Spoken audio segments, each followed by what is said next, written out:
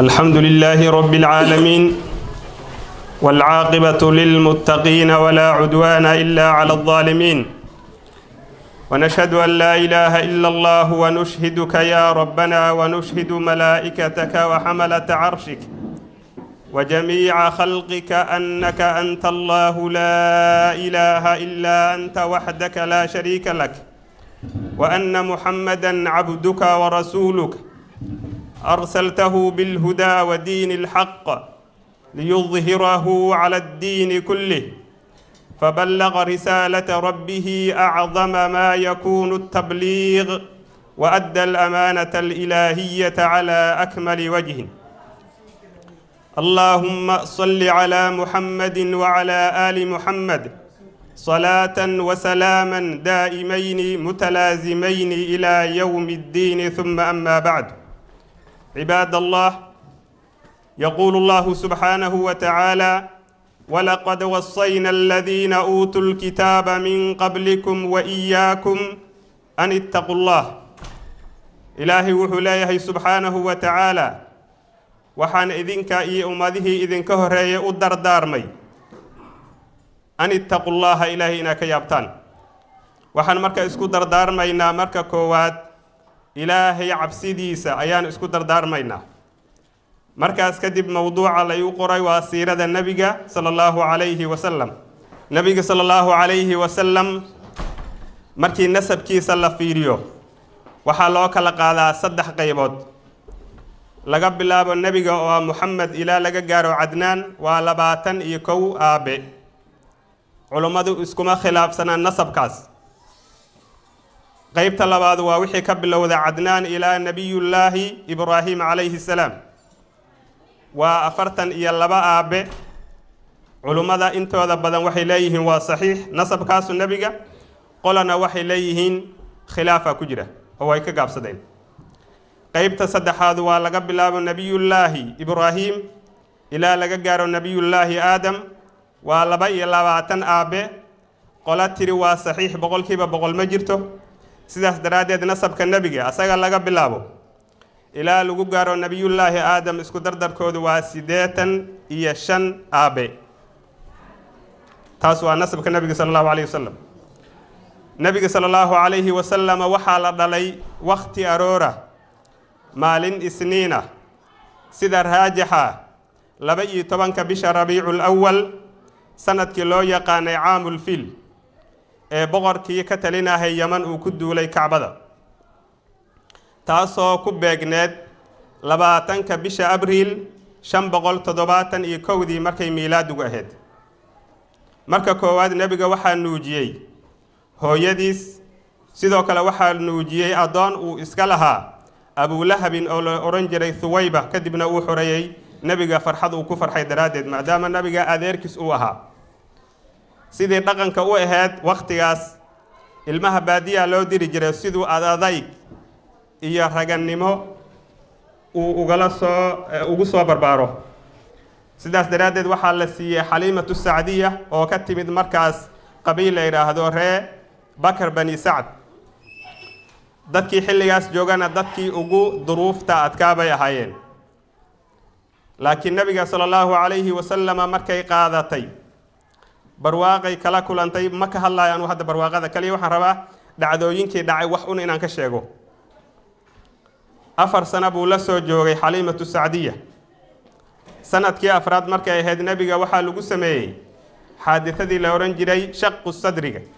oo nabiga xabadkiisa in la dilaaciyay wax kasto calaqah ama ba shaydaanka xiriir la lehna in laga nadiifiyay. xaadithadaas 4 mar bay soo laabatay sida culimada qaar ay sheegaan. markaas way dhacday oo 4 sano uu jiray qaangaarnimada nabiga wax yar ka horna waa lagu sameeyay mar labaad. markii nabigu waxyiga loo dhiibi rabay oo 40 sano uu jirana waxa la tilmaamaa in lagu sameeyay الإسراء والمعراج كوحير كهرنا وحالة الماما حادثة داس مر أفراد لجو سماي مركي حادثة داس لجو سماي النبي حليمة السعدية ويبغض يكذبنا وحي أسوع على النبي هو يديس آمنة بنت وهب هو يديس بولاد جوجي مركو لحسنا جاري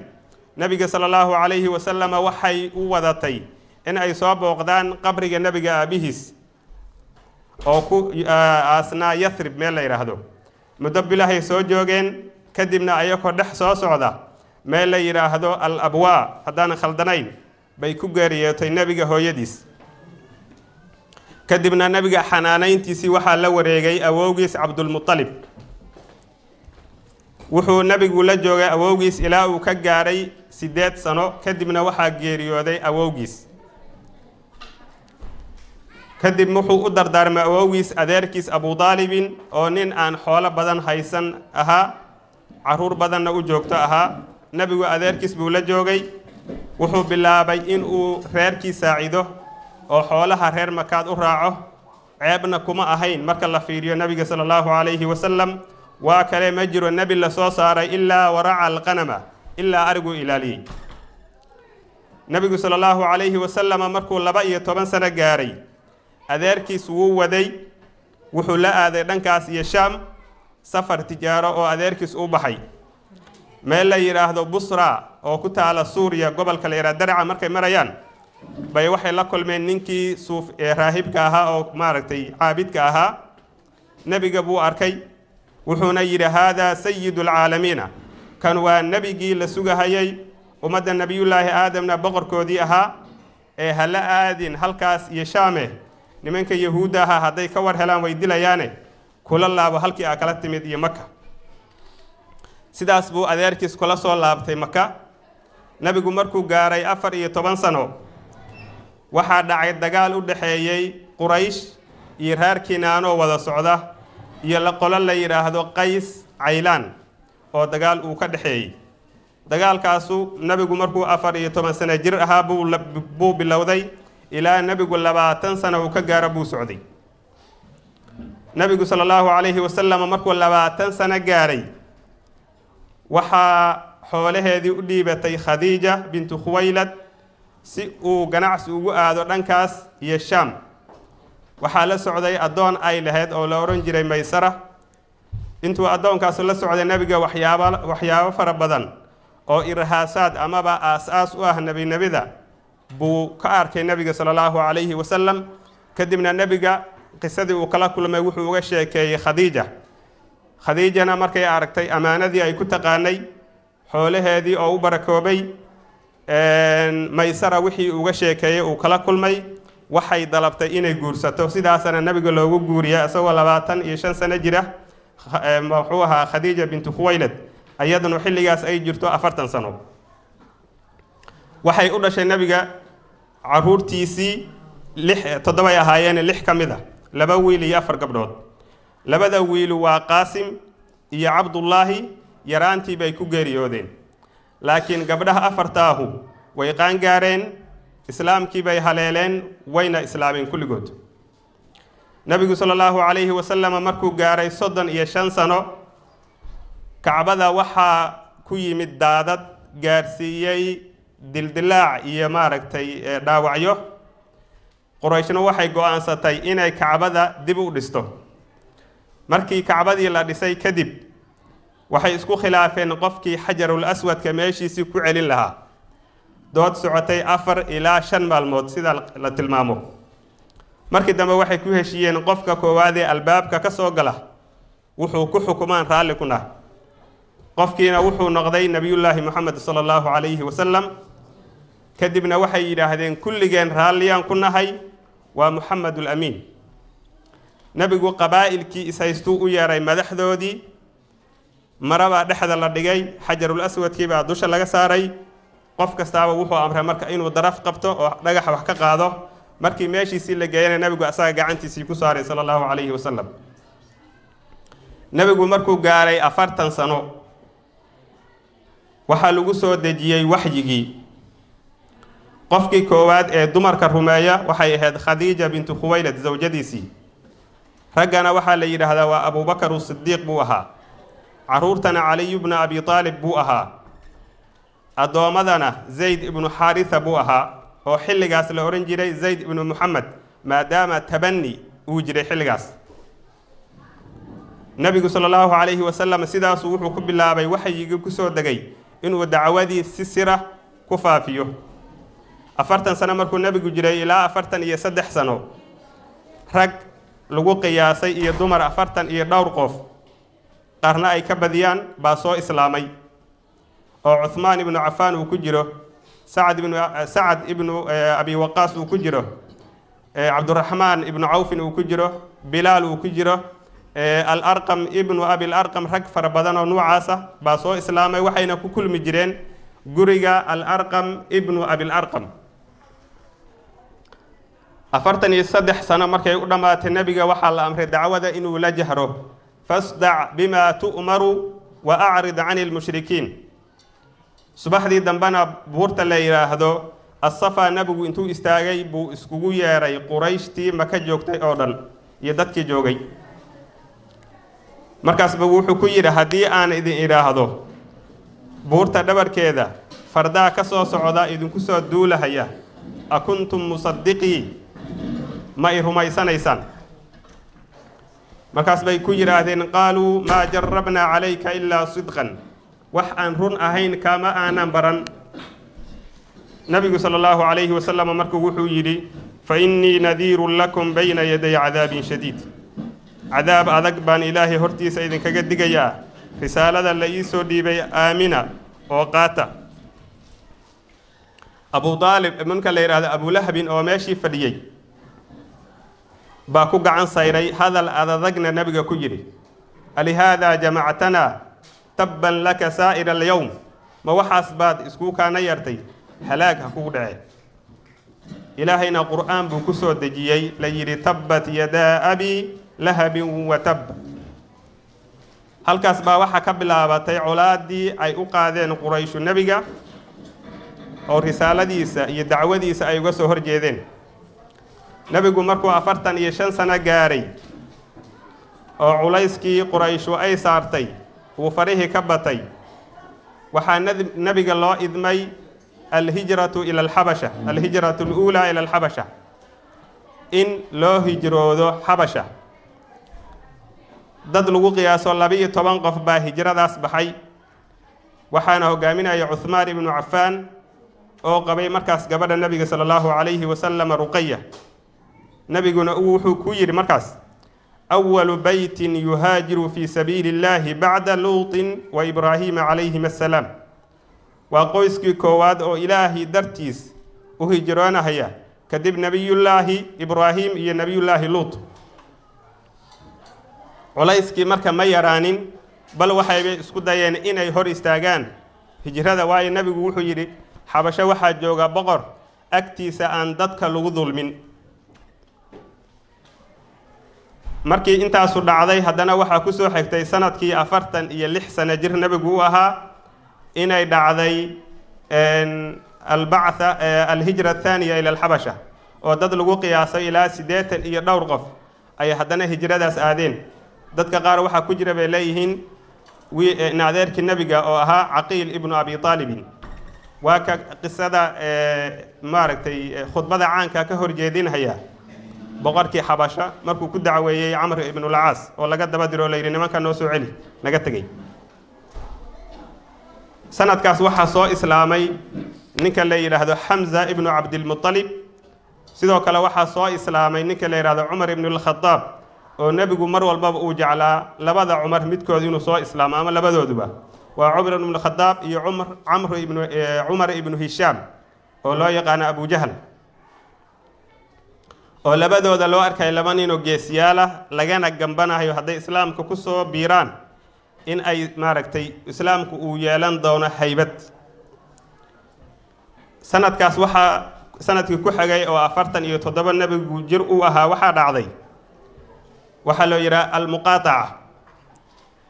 wixii Madiina degana Makka degana aan dhahe inay yiraahdeen nabiga qoyskiisa reer Bani Hashim iyo reer Bani Muttalib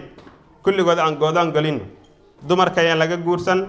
waxba yaan laga gadanin yaan la hadlin yaan la fariisan waxba yaan lagu darsan markaas ay muaahado iyo ballan ku wada galeen waraaq kadibna waxay dhigeen Kacbada arrinkaas waxay socotay 47 jir nabigu markuu ahaa ilaa uu ka gaaray 50 sano jir dhib badan bay la kulmeen markuu nabigu 50 sano jir uu noqday adeerkiis Abu Talib oo mar walba difaac nabiga uu ahaa baa geeriyooday bishii Rajab haddana bishii Ramadaan waxa geeriyootay السيدة خديجة oo nabiga zawjadiisa ahayd garabkiisana mar walba bay ahayd saxaabadii waxay u bixiyeen sanadkaas caamul xuzni sanadkii tiiraanyada waayo laba qof oo labada garbood ee nabiga ahayd baa baxeen bishii shawaal ee isla sanadkaas nabigu wuxuu guursaday Sawda binti Zam'a waa zawjadii labaad oo nabigu u guursado horay ninbaa u qabay waxay ahaayeen ayada ninkeeduba waxay u hijroodeen dadkii aaday Xabasha ninkeedii marka halkaas buu ku geeriyooday way soo laabatay nabigu markaas bishii shawaal buu guursaday isla markaas nabigu wuxuu bilaabay inuu qabaa'ilkii iimaanayay magaalada Makka ee xajka u iimaanaya inuu dacwada u bandhigo 6 qof oo reer Yathrib ah Yathrib hadda waxa loo yaqaan Madiina al-Munawwara oo ba dacwadii nabiga ka aqbaleen sidaasna waxay ku aadeen Yathrib nabiguna sallallahu alayhi wa sallam asagoo dacwadii fulinaya wuxuu aaday asaguna Taif isla sanadkaas dacwadii buu u bandhigay reer Taif oo abtiyaal nabiga ugu aadanaa sida la tilmaamo kadibna way ka diideen bal waxayba ku direen caruurtoodii iyo sufahadoodii adoomadoodii ilaa nabiga sallallahu alayhi wa sallam dhagax tuur ay ku qaadeen daraadeed nabiga dhiigiis u daato waa ka nabigu ducada dheer akhrinaya Allahumma inni ashku ilayka ضعف قوتي وحيلة وقلة حيلتي وكلا هرمري markaas nabigu markuu soo laabtay asagoo tiiraanaysan waa ka malagu iimaanahayo oo u bandhigayaa inuu laba buurood dusha ka saaro raxmadda nabiga la soo saaray daraadeedna nabigu uu yiri waxaan rajaynayaa kuwa ku xigoo jiilka ah qaar kamida inay islaamka qaataan waa uu diiday nabigu sallallahu alayhi wasallam ila ilaahi baa yiri wama arsalnaaka illa rahmatan lil alamin sanadkii ku xigay ee nabigu uu ahaa 51 sano jir waxaa dhacday al-aqaba al-ula rag ka yimid Yathrib ama Madiina oo 12 qof ahaa oo 10 ay reer Aws ahaa ee reer Khazraj ahaayeen labadana reer Aws nabigu inuu islaamka kula mubaayacooday ala an la yushriku billahi shay'an wala yasriqu wala yaznu inaysan waxba xadin waxba zinaysan khuluqi islaamka buu nabigu muaahada kula galay wuxuuna ku daray awwal safiirin fil islam safiirkii koowaad ee islaamka Mus'ab ibn Umayr buu kula daray sidii u baro ahkaamtii diinta islaamka isla sanadkaas waa sanadka al-Isra wal Mi'raj uu dhacayo oo nabiga sallallahu alayhi wa sallama laga dheelminayo magaalada Makka la geynayo magaalada Baytul Muqaddas kadibna hadana loo sameeynayo al-Mi'rajki oo Ilaahay uu la soo kulmay salaada shanta lagu soo farad yeelay weysaqaadka lagu soo farad yeelay isla sanadkaas bishii hadana shawaal nabiga waxa lagu maaragtay loo guuriyay hada waxa la isticmaalay waxa lagu mehriyay meherka kulay wax walaha la siiyo xaaska la guursado as-sayyida Aisha isla sanadkaas aba lagu loo nikaxiyay sanadkii ku xigay ee nabigu 53 sano jir uu ahaa raggii la diray ee la diray Yathrib way soo laabteen ayagoo 73 nin iyo 2 dumar ah oo islaamkii qaatay markii ay u yimaadeen xajka ila xajka baa inta badan qabaa'ilku isku iimaan jireen nabiga hadana mar kale si sira kula kulmeen nabigu wuxuu yiri soo doora 12 naqiib ama nabadoon markaas bay nabigu u keeneen 9 reer Khazraj ah iyo 3 reer Aws waxaad ila mid tihiin buu yiri ka xawaari Ciisa ibn Maryama anuguna waxaan ka fiil ka ahay qowmkayga oo kala jeeday muslimiinta sidaas bay ku laabteen nabiguna sallallahu alayhi wa sallam markaas waxa loo idmay al-hijratu ila al-Madina al-Munawwara inuu u hijroodo magaalada Madiina waxay bilowdeen ragii muslimiinta iyo dumarkiiba markaas inay hijradii u baxaan nabigu sallallahu alayhi wa sallam ragii ugu horeeyay waxa ku jira Bilal Umar ibn al-Khattab 20 inuu hogaaminaya ragii ugu dambeeyay ku jirtay نبينا أبو بكر بوحو كدل بدأين إسراعي دونان أو أوسوغو سيداسنا النبي صلى الله عليه وسلم أبو بكر معيسى بوبيشي سفر هجرة أي هاد أن له محوها النبي جوها كنتني أفر سنة جر هجرتنا سنة كواد أي تهبي وحي كواد بحين محوها مارين جمعة مقالة مكات وكوا غارو حرا وذا جلهية أو جمعة يسبتي يأحد كجرة هبين سنيننا ويكواد بحين أو بشا ربيع الأول أي كوتهي وددا waxay ku sii jireen Abu Bakar iyo Nabiga sallallahu alayhi wa sallam muddo 8 bariya isniintii ay bixeen maahan isniinteedii kalena waxay tageen Quba oo Nabigu masaajidkii koowaad uu ka aasaasay la masjidun ussisa ala at-taqwa min awwal yawmin ahqqu an taquma fihi rijalun yuhibbuna an yatatahharu wallahu yuhibbul mutahhirin Nabigu wuxuu ku nagaaday قباء اثنين يا ثلاثاء يا أربعاء يا خميس مالين جمعانا وكبحي انتو سن مقالة المدينة قارنة مال دحب وكسي تكذي جمعة معرتي وكسي تكذي كدبنا جمعة وقت كذا كدب وحكو هذه مقالة المدينة أو آد لو قصوا دوي